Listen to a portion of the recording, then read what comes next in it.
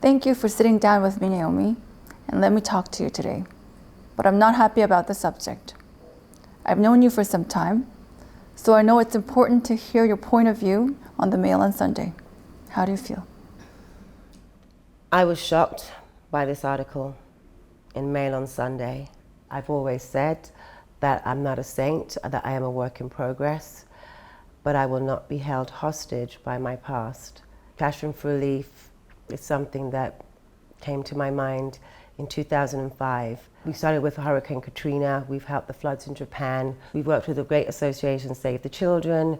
We worked with Sarah Brown, the former Prime Minister's wife, Gordon Brown's wife, White Women Alliance, maternal health, Ebola crisis, the floods in UK. I mean, it goes on. I'm not going to stop, and I won't be undermined or have my team be undermined for all the wonderful and great work and for all the people that have collaborated and supported the cause that Passion for Relief chooses each year. Why would anyone be surprised to hear that you're being honored as a humanitarian? I mean, it was again very disappointing to hear and to see the way they wrote about that. To focus on the negative and say this is a vanity charity. There's no vanity about it. Do you think it's fair to draw you into the Charles Taylor story when you were only a witness? After all, the picture they used clearly shows someone cropped from it. Presume that was President Mandela? Yes, I do think it's unfair. For me, it's a distorted piece of journalism, and I do love great journalism, but this is a direct character assassination, and it belongs in like an Orwell book. If a story like this doesn't take into account the person being interviewed, does it then become fake news? Well, it's pretty one-sided, and I don't want to get into that phrase, but I feel if you don't give the person the chance to speak for themselves and respond, I mean, this is a pretty established newspaper.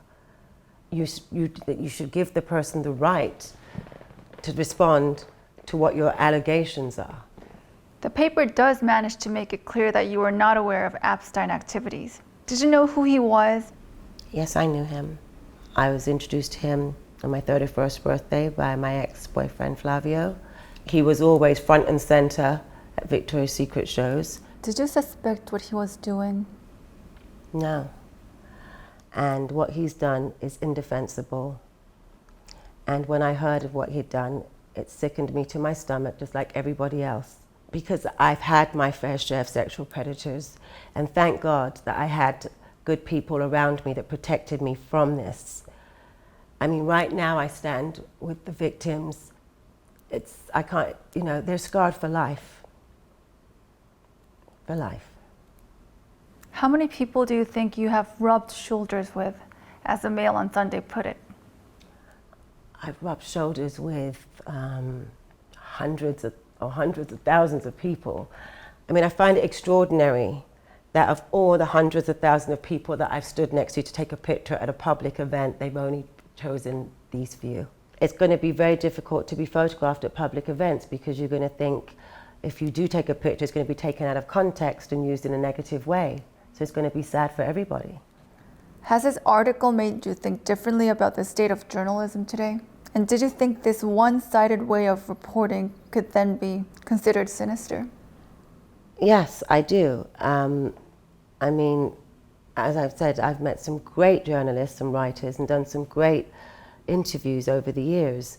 If anyone who saw me do Newsnight with Emily, I mean, they were tough questions, and I don't mind being asked tough and strong questions. What Emily did was stand-up journalism. That's an example for me as a stand-up journalist.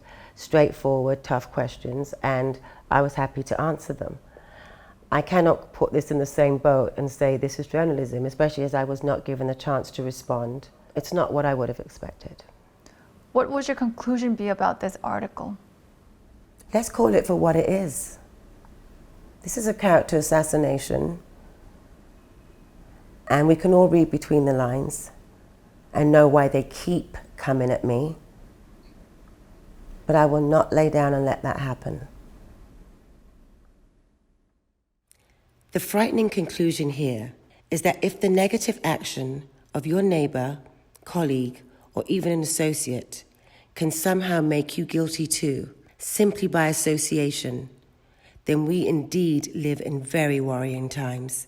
This affects us all. It is wrong, It's unfair and it must be stopped.